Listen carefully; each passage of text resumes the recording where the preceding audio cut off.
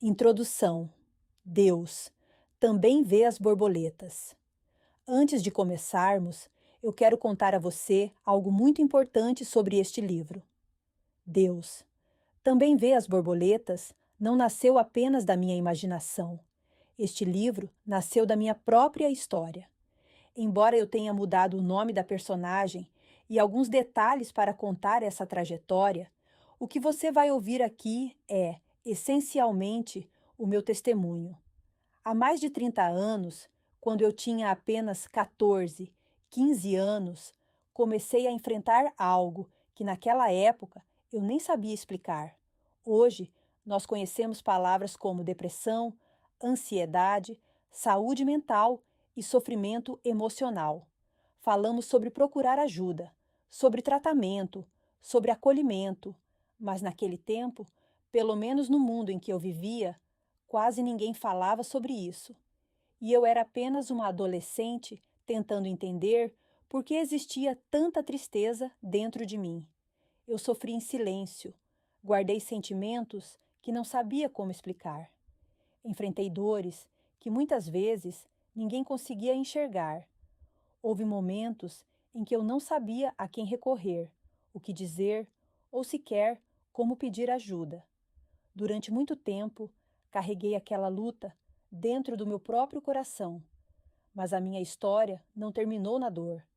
Os anos passaram, eu cresci, sobrevivi, aprendi, reconstruí partes de mim e descobri que algumas das maiores transformações da nossa vida acontecem exatamente nos lugares onde um dia pensamos que tudo estava perdido. Foi daí que nasceu o nome deste livro, porque antes de existir a borboleta, existe um processo que ninguém vê.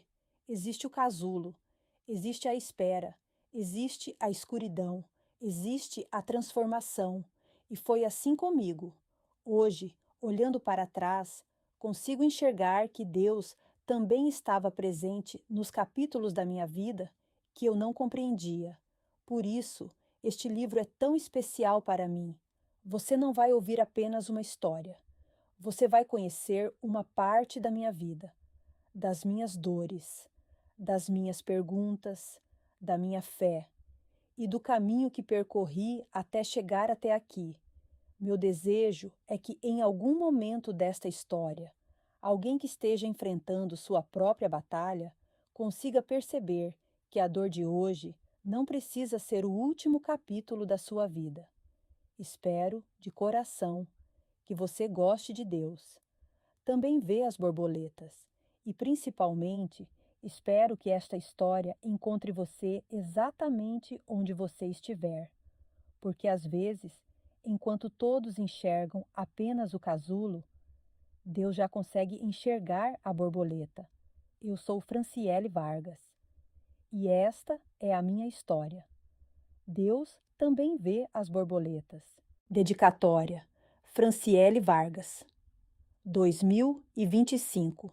Agradeço a Deus pela oportunidade de escrever este livro.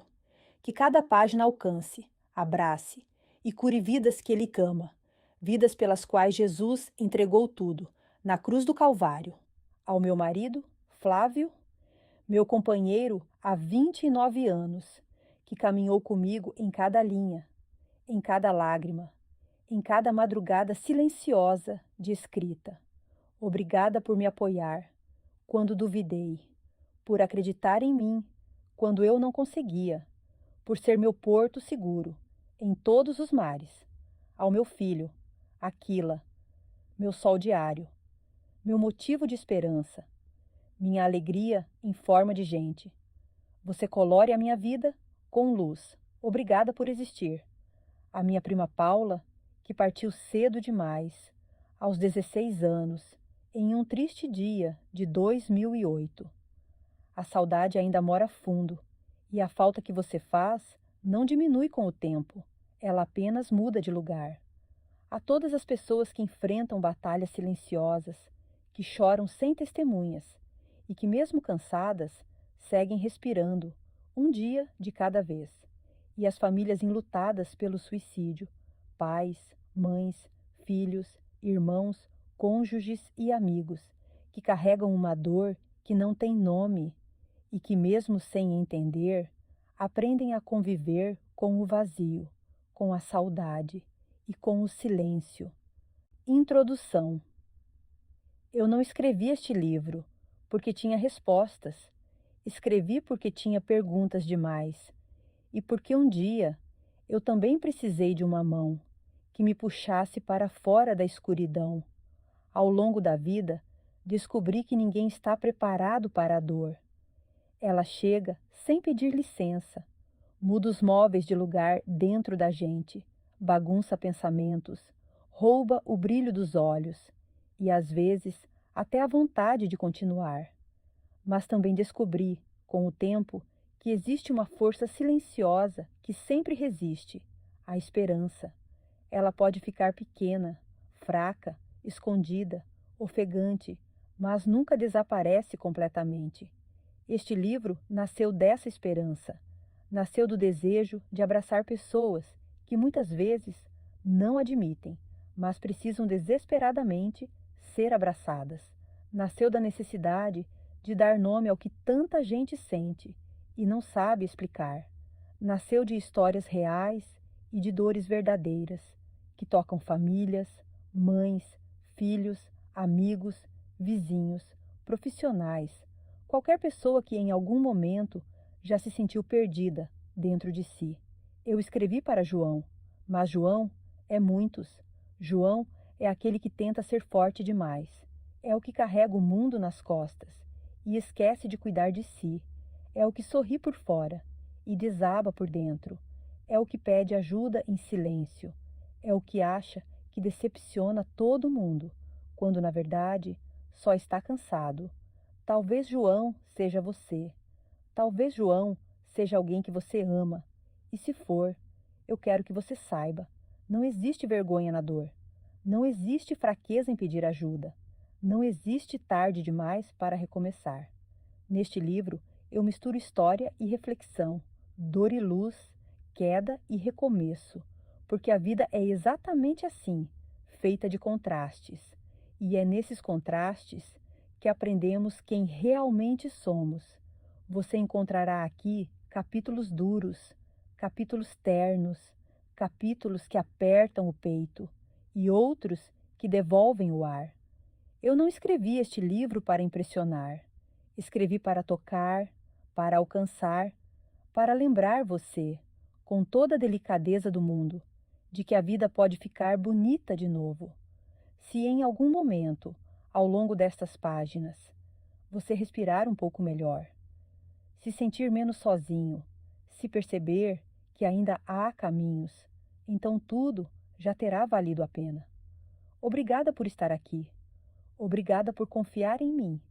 Obrigada por se permitir sentir. Agora, vamos juntos. Há muita vida esperando por você nas próximas páginas. Franciele Vargas. Capítulo 1. Onde a dor. Começa João tinha 14 anos, quando percebeu pela primeira vez que havia algo errado com ele, mas não sabia dar nome. Aliás, ninguém sabia. Naquela época, ninguém falava de saúde mental. Tristeza era manha, silêncio era frescura, medo era drama. E João era um menino silencioso demais para se defender. Ele cresceu num lar que nunca foi exatamente um lar. A casa era barulhenta, cheia de discussões, portas batendo, irmãos competitivos e adultos ocupados demais com os próprios problemas para notar o que acontecia com ele. A mãe vivia cansada, o pai vivia ausente e João vivia para dentro. Ele descobriu cedo que sentimentos não eram bem-vindos ali. Chorar irritava, pedir ajuda atrapalhava, ficar triste incomodava. Então, ele aprendeu a engolir tudo. Foi assim que a dor entrou, não como uma explosão, mas como um sussurro. No começo, era só um cansaço estranho, uma falta de ar que aparecia do nada, uma sensação de que o corpo estava pesado demais, para da idade que tinha. Depois vieram os pensamentos confusos. a sensação de que ele não pertencia a lugar nenhum, o incômodo de olhar no espelho e não gostar do que via. João não se achava bonito, não se achava inteligente, não se achava capaz, não se achava nada. Quando precisava falar na sala de aula, a voz sumia. Quando precisava fazer amigos, o corpo travava. Quando tentava sorrir, parecia falso, e quando tentava explicar, ninguém entendia. É só timidez, diziam. Ele vai crescer e passar, garantiam. João é exagerado, comentavam.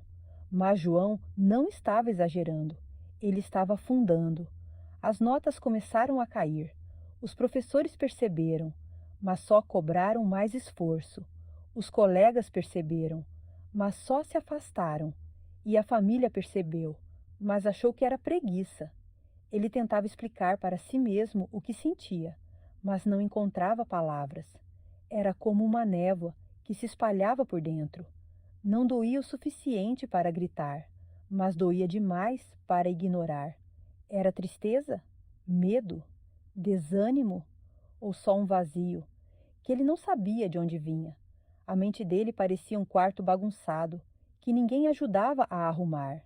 E quanto mais ele tentava organizar, mais as coisas pareciam cair. Com o tempo, João começou a acreditar em algo silencioso e cruel. Eu sou o problema, porque quando ninguém ajuda, a pessoa aprende a se culpar. E foi nessa culpa silenciosa que a primeira rachadura dentro dele se abriu. João não tinha um nome para aquilo. Não sabia que era a ansiedade. Não sabia que era a depressão começando a nascer. Não sabia que era um cansaço emocional. Não sabia porque ninguém ensinava. Ele só sabia que estava doendo e que essa dor era dele e de mais ninguém. Naquela idade, João achava que a vida era assim mesmo, pesada, confusa, apertada. Achava que sentir tudo tão forte era defeito. Achava que não ter para onde correr era normal. Mas no fundo, bem no fundo, havia uma parte dele que desejava só uma coisa: que alguém o enxergasse, que alguém percebesse, que alguém dissesse: "Ei, eu estou vendo você." Mas ninguém disse. E João, aos 14 anos, começou a carregar sozinho um peso que nenhum adolescente deveria carregar. Um peso silencioso, profundo e tão invisível que nem ele via direito. Foi assim que tudo começou, com um menino bom que sentia demais, mas falava de menos, com um menino que era sensível, num mundo que não tinha paciência, com um menino que tentava existir em silêncio, para não incomodar ninguém. E aos poucos, enquanto tentava ser forte, João começou a desaparecer dentro da própria mente, sem que ninguém notasse. Esse foi o começo, o primeiro capítulo da dor.